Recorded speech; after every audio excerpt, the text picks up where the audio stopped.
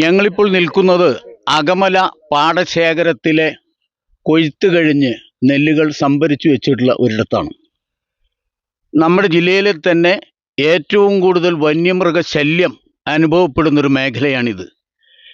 നെല്ല് കൊയ്ത്ത് കഴിഞ്ഞിട്ടും അത് വേണ്ട വിധം സംഭരിക്കാൻ ഒരുങ്ങാത്ത സിവിൽ സപ്ലൈസും അതിലെ ഉദ്യോഗസ്ഥരും കൂടി ചേർന്ന് കളികൾ നടത്തി ഈ മേഖലയിലെ എന്നല്ല, മിക്കവാറും തൃശ്ശൂർ ജില്ലയിലെ തന്നെ പല പാടശേഖരത്തെയും കർഷകർ തീരാ ദുരിതത്തിലേക്കും ആത്മഹത്യയിലേക്കും പോയിക്കൊണ്ടിരിക്കുന്ന അവസ്ഥയാണ് ഇപ്പോൾ ഉള്ളത്.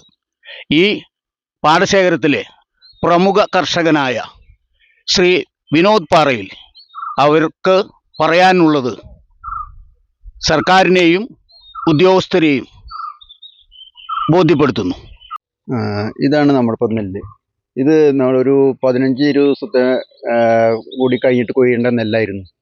നമ്മളത് ബിഫോർ കൊയ്തെടുക്കുകയാണ്. 15 ദിവസം മുന്നേ കൊയ്യും. കാരണം വേറൊന്നുമല്ല, ആനകളുടെ ശല്യം.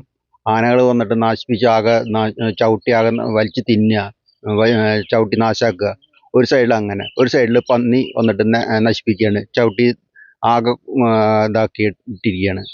ഇതൊക്കെ കാരണം നമ്മൾ നേരത്തെ കൊയ്ത് എടുത്തു. ഇപ്പോൾ അത് കാരണം സപ്ലൈക്കോ ഒരു ഇത് പറഞ്ഞിട്ടും ഈ നെല്ല് എടുത്ത് കൊണ്ടുപോകുന്ന ആൾക്കാർ അത് ഉണക്കമില്ല എന്ന് പറഞ്ഞിട്ടാണ് ഇപ്പം നമ്മൾ ചവിടുന്നത്. ഇത് പോരാ, ഒരു ചാക്കിൽ അവർ മറ്റേ ഒരു കിൻഡലിൻ്റെ മുകളിൽ 4% 8% കിഴിവ് തരികയാണ്. ഇത് 2% ആയിക്കോട്ടെ.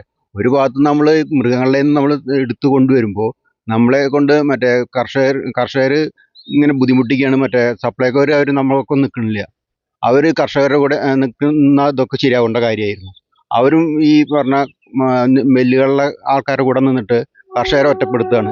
ഇങ്ങനെ അടുത്ത നമ്മൾ പണിയാൻ ഉദ്ദേശിക്കുന്നില്ല. ഇങ്ങനെ വന്യമൃഗങ്ങളിൽ നിന്ന് രക്ഷപ്പെടുത്തി കൊണ്ടുവന്നിട്ട് മറ്റുള്ള ഈ കർഷകരുടെ ഒപ്പം നിൽക്കണില്ലെങ്കിൽ പിന്നെ എന്തിനാ നമുക്കിത് പണിയണേ? 8% കുറച്ച് കഴിഞ്ഞാൽ പിന്നെ എന്തിനത് പണിതിട്ട് കാര്യം?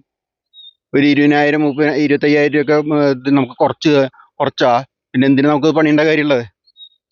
ഇങ്ങനെയാണ് ഓരോ കർഷകരും നിർത്തി പോകുന്നത്. പണിയില്ലേ പറയുന്നു. പക്ഷെ ഇങ്ങനെ ഓരോ ഇത് എങ്ങനെ നമ്മൾ പണിയുക?